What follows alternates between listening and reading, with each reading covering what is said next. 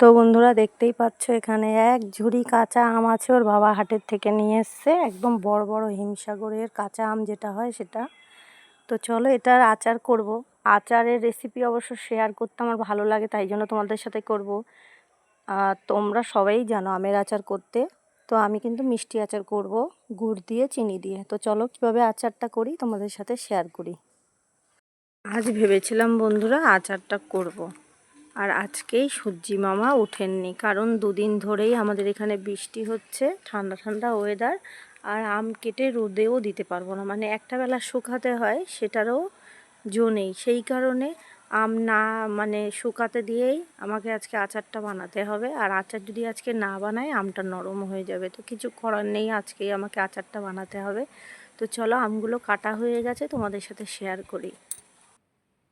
তো বন্ধুরা এই যে একদম গোটা গোটা আম আমার ছোলা হয়ে গেছে। আর এখানে কিন্তু আমি এক গাবলা জলের মধ্যে নুন ভিজিয়ে রেখেছিলাম, মানে কাঁচা নুন।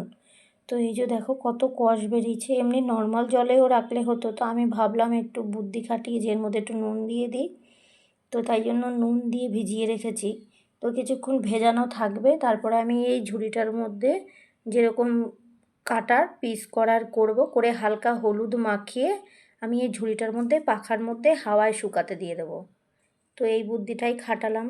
আর আজকে যদি আমি আমগুলো না করি আমগুলো নরম হয়ে যেত, কারণ 4-5 দিন হয়ে গেছে তো সেই জন্য। তো চলো সেই ফিরে আসি সেই মুহূর্তে কখন কি করব। তো বন্ধুরা তোমরা বাইরের আওয়াজ শুনে বুঝতেই পারছো খুব জোরে বৃষ্টি হচ্ছে, আর আমার আম কিন্তু শুকাতে দেওয়া হতো না।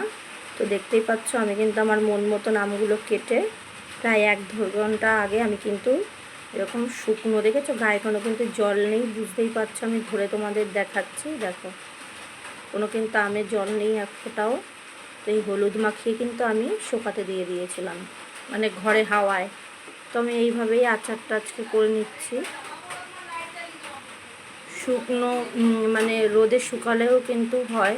তো আজকে যেহেতু ওয়েদারটা খারাপ তাই কিছু করার নেই। তো এই যে সব কিছু নিয়ে নিয়েছি, সর্ষের তেল দিয়ে আচারটা করব।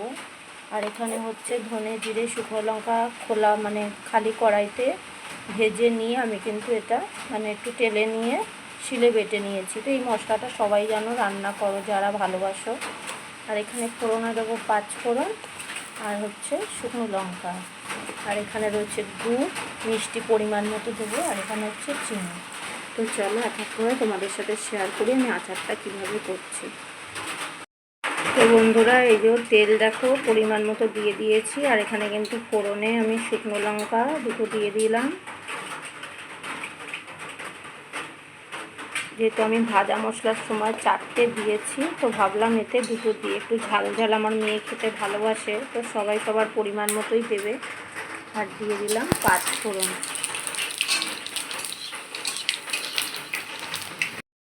তো বন্ধুরা এই যে আমগুলো আমি দিয়ে দিয়েছি, দেখতেই পেয়েছো।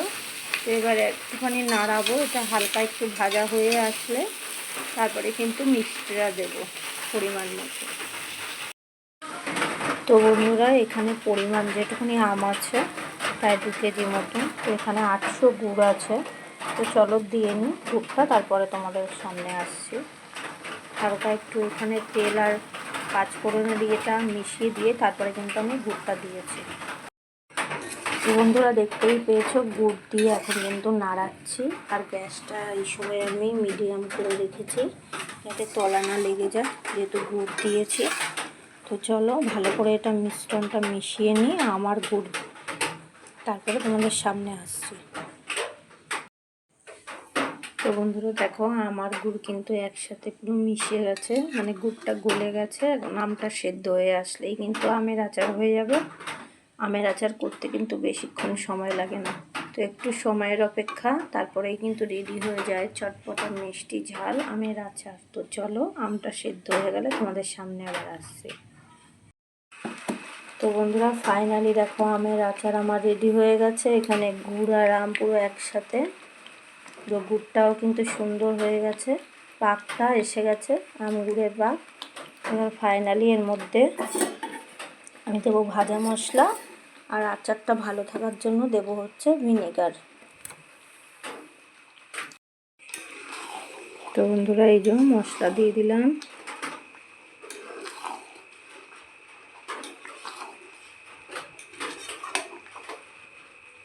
দেখে জিভে জল আসছে তো বন্ধুরা, আমার তো এখনই চলে আসছে। আর আমার মেয়ে বারবার ঘর থেকে আসছে কখন আচার হবে, ওকে একটু দেবো খেতে, তারপরে আমার শান্তি হবে। তো ওর জন্যই এইসব করা।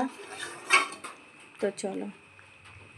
তো বন্ধুরা এই যে লাস্টে দিয়ে দিলাম ভিনিগার, 2 মুটকি কিন্তু দিয়েছি এখানে ভিনিগার। তো বন্ধুরা 2 মুটকি ভিনিগার দিয়ে কিন্তু আরেকটু নাড়িয়ে নিয়েছি যাতে আচারটা ভালো থাকে। আর ফাইনালি দেখো আচারটা কেমন দেখতে হয়েছে অবশ্যই কিন্তু কমেন্টে জানিও। আর তোমরাও এইভাবে কিন্তু আমের আচারটা করে ফেলতে পারো। তো ভিডিওটা কেমন লাগলো অবশ্যই কমেন্টে জানিও। এরপরে আটি হয়ে গেলে কিন্তু আচার খেতে ভালো লাগে না। তো চলো বন্ধুরা, এটা ঠান্ডা হবে আগামীকাল, তারপরে আমি বয়েমে ভরে দেবো।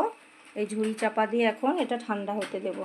তো চলো টাটা, আবার পরে দেখা হবে কোনো রেসিপির সাথে।